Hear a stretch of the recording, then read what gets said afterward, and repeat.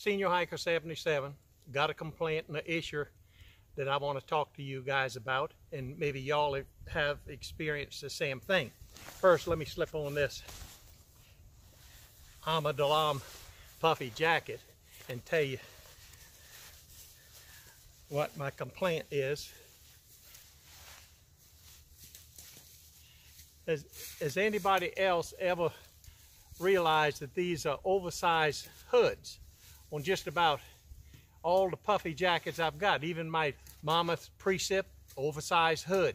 I got some Columbia Omni Heat. My wife has one. I have an oversized hoods.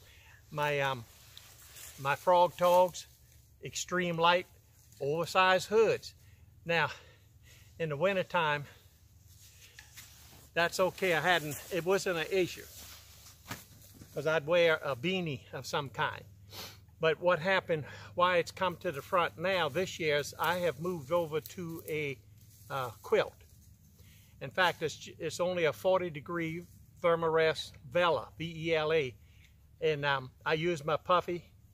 I use my puffy pants and duck down booties, as well as my a beanie and my possum down gloves. So I'm okay in the sleeping bag.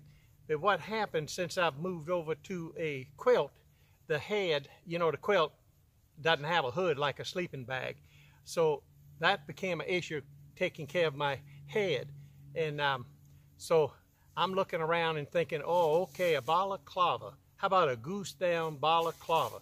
So I'm thinking, oh, all right. So I did a little research. They start at $50 up to $109. So I didn't want to drop that kind of money on something I wasn't that sure about. So what happened, I found one on Amazon, actually, AliExpress, this little Chinese company called Aegis Max. I think that's how they pronounce it. But they had one for $22.50 on Prime. So I didn't mind investing that much to see if this would solve my problem sleeping under a quilt. So it came in last week, and actually it had the same kind of issue. It's even with the adjustment on it. You wake up like this in the middle of the night, you can't see anything because it fell down over your eyes. So anyway, it was a good idea. Just oversized. I guess these companies have to appeal to other winter activities like snowboarding or bicycling. They have to wear helmets. So I think it's great for those guys, and they're happy to have an oversized hood. But for a backpacker and a hiker that doesn't do climbing, mountain climbing, skiing, or anything, it don't require a helmet. So that's not good for us.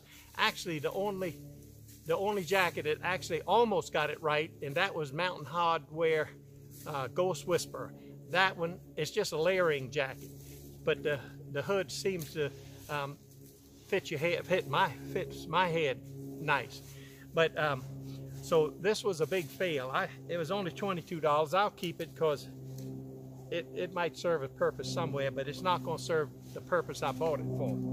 Now what happened, I actually had the answer. Didn't realize it. A few years ago, when we went up to Blood Mountain on the AT, we stopped off at Neal's Gap. There was a outfitter there, crazy name, Walasi Yi. But anyway, I went in there and I found a balaclava like this. It's a fleece balaclava, and I put it on because it was one December cold and windy, and I was chilled to the bone. So I bought this, and I hiked the first half a mile. I had to take it off. It was too hot. Can you believe that? Too hot. So anyway, I put it in my backpack, and when I got home, I put it in storage, and I hadn't thought about it till recently, just a few weeks ago. I remember having this, so I went and got it out, and now this is the way I feel like a balaclava should fit your head. See? So I had the answer all along and didn't know it. Now, it's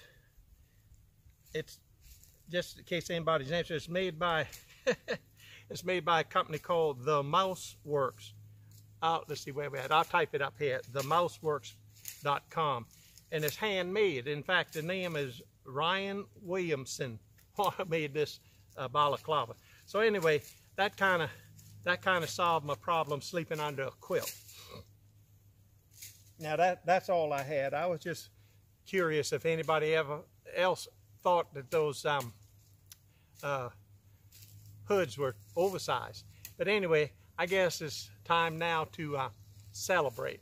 And I'm out here with Mike P. Hiker, so he would be the only one hear me if I'm clapped. So we're gonna give you some jazz hands. Jazz hands.